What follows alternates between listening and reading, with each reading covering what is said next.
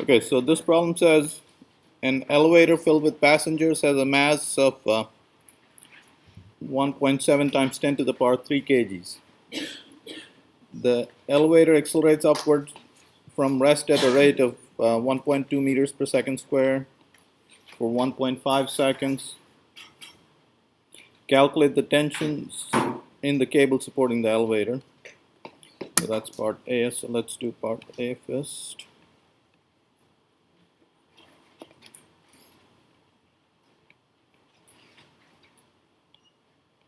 So here's the elevator, here's the cable, there's the tension, there's the weight, okay, and the mass is 1700 kgs, okay, and the acceleration in that direction is 1.5 meters per second square, okay. So we'll choose the upward direction as positive.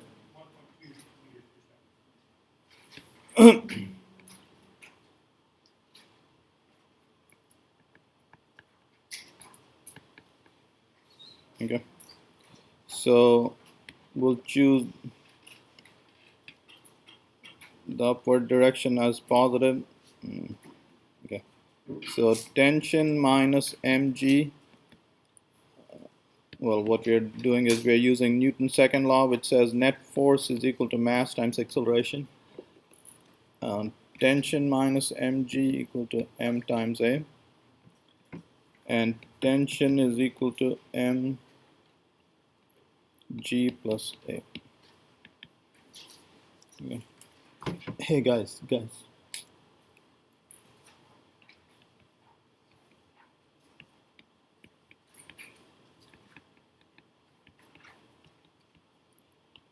All right. So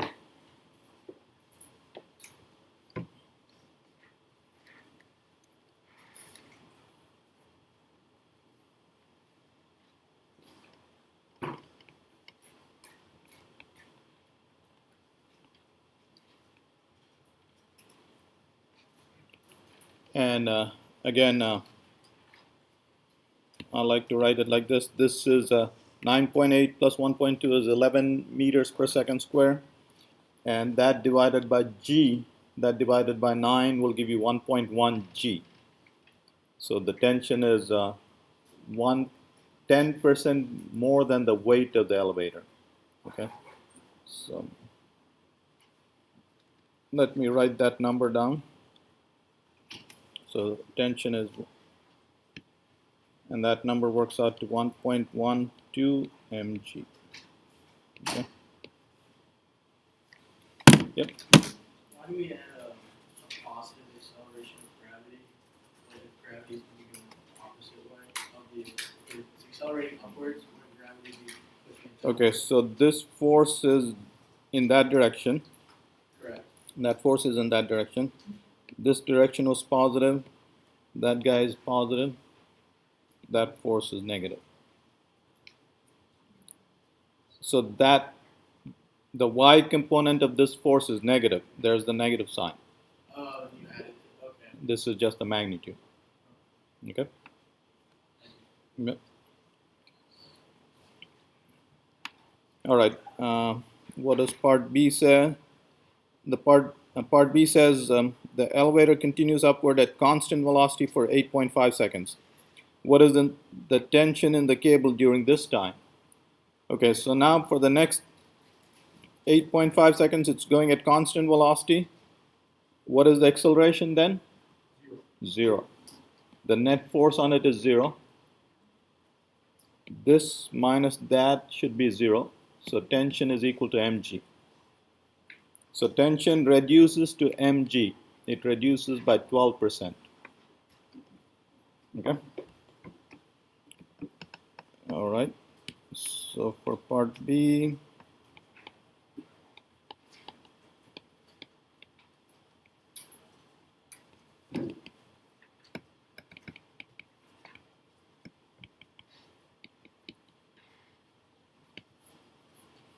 okay, and you guys can do the numbers. I won't do the numbers. Okay. So this is for 8.5 seconds. Okay. And then part C says the elevator decelerates at a rate of 0.6 meters per second square for 3 seconds.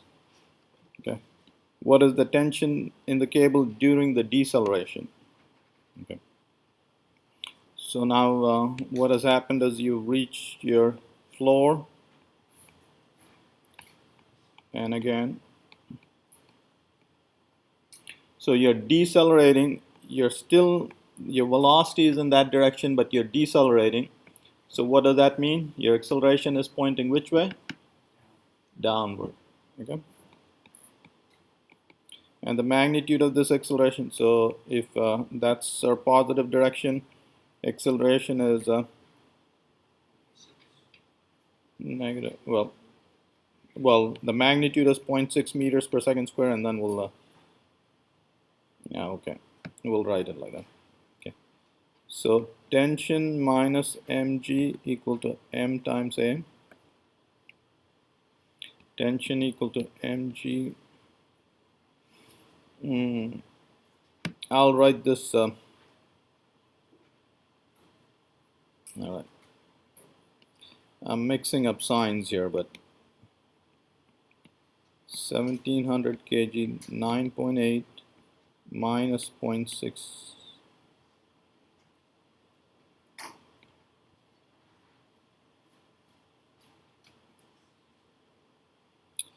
I'm mixing up signs here. Let me not. What I'll do is. No, yeah, I know it is correct. It's. That's not the point.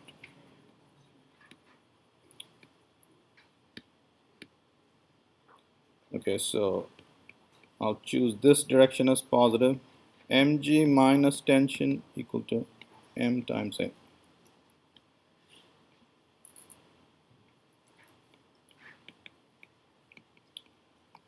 We'd done it right the first time. It's just that I was using different signs for a and g. Okay, I was writing the magnitude of a and g. You guys understand this? All I've done is I've chosen this direction as positive. Mg is positive. T is negative now. Times m times a. A is positive. Okay. Let me finish this and then I'll do it the other way as well. Okay. All right. So tension now is mg minus ma.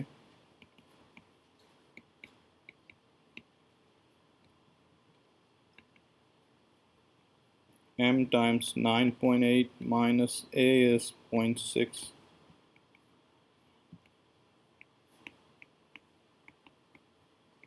Okay, and you can get the number. Okay, I'll do the numbers. So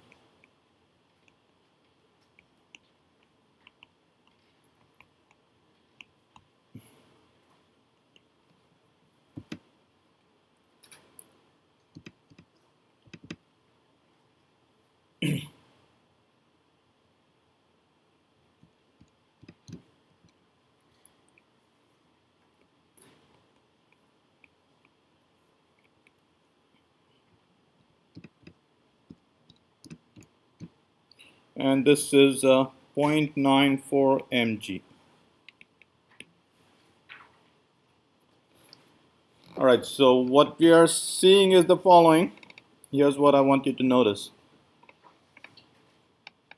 When you're accelerating upward, that's when the tension is the greatest.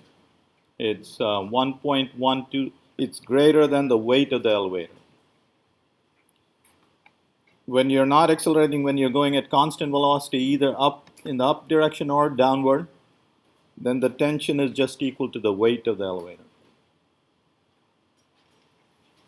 And then when you're decelerating, or when your acceleration is downward, so this can happen when you're going upward and slowing down, or going down. Okay, you're starting on a top floor and then accelerating to achieve velocity. As long as your acceleration is downward, your tension is smaller than the weight. Okay. So if at all the cable is going to break, what you want to do is hold your breath when you're accelerating upward. All right. And of course, you can see from this equation, here's a consolation. If the acceleration were equal to g, if that were equal to g, then the tension would be 0. So if the elevator were freely falling, the cable won't break. But probably it was freely falling because the cable broke, but it won't break any further. All right. All right. So this was deceleration was for 3 seconds. Yeah. All right. Now what does this problem say? D says, how high has the elevator moved above its original starting point, and what is its final velocity? Well, what is the final velocity of the elevator? Well, it's probably come to rest, but we'll have to calculate that. Okay. So how high has it moved? So we'll do part D. We'll do the first part of the journey. The first part of the journey was accelerating upward. And how long was this? 1.5 seconds. Okay. So you accelerated upward for 1.5 seconds. And for this part, we'll use the upward direction as positive. Y minus y naught is equal to v naught yt plus 1/2 ayt squared. Okay, and you start off and the ground floor, we'll call that 0. So in the first part of the journey, this is how much you travel. Initial velocity was 0. You start off from rest. 1/2 1.2 meters per second square, and the journey lasted 1.5 seconds. Okay. So while you were accelerating, here's how far you travel.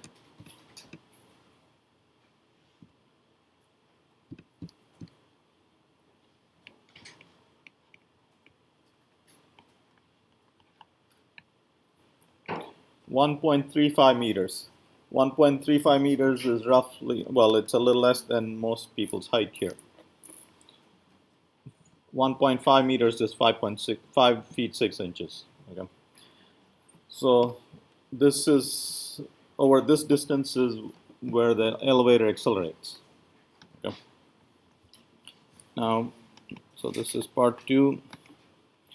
We will also calculate the final velocity after you've accelerated. And now I'm going to dispense with the subscripts. You'll know what each is.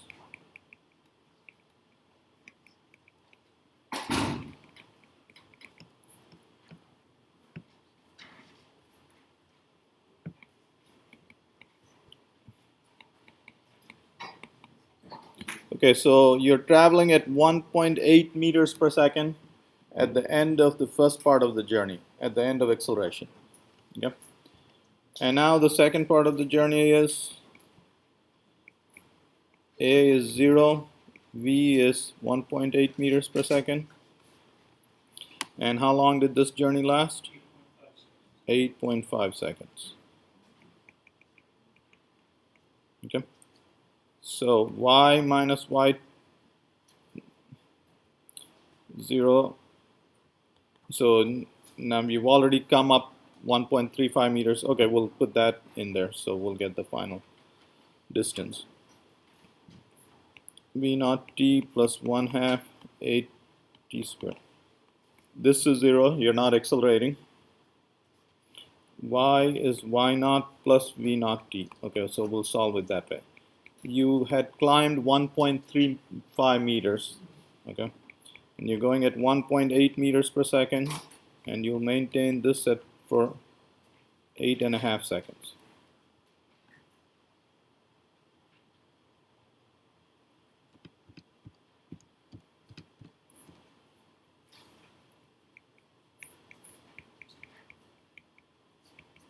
Okay, so what we have calculated is when you were going at constant velocity, that's the distance you covered, 15.3 meters. Okay. Now your total height is 16.65 meters. Okay, so that's how far above the floor you are now. Okay. And now let's do the third part of the journey.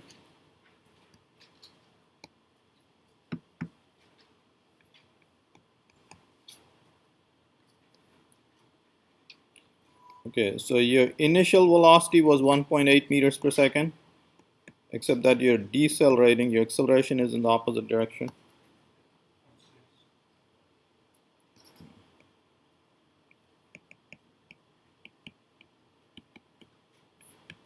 There's the axis. Okay, so y minus y naught equal to v naught t plus 1/2 at squared. Okay, y, what is y naught? Yep, so 16.65 meters. What is v naught? 1.8 meters per second. And this part of the journey lasts 3 seconds, I believe. Okay, 3 seconds. So this part of the journey lasts 3 seconds.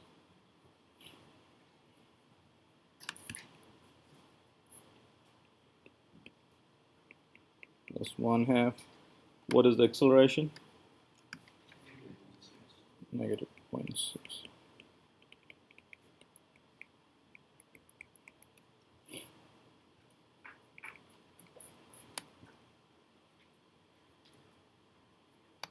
So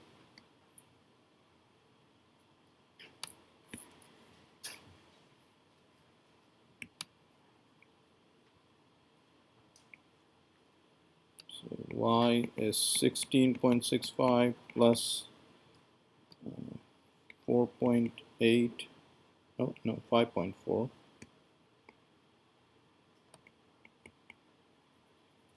minus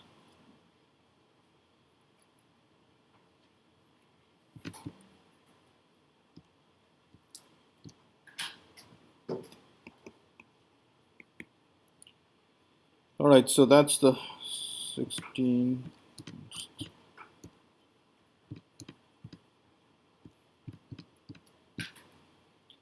19.35 meters. Okay, so you have reached a height of 19.35 meters.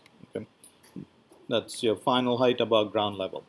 They also want you to find the final velocity, and that is equal to that.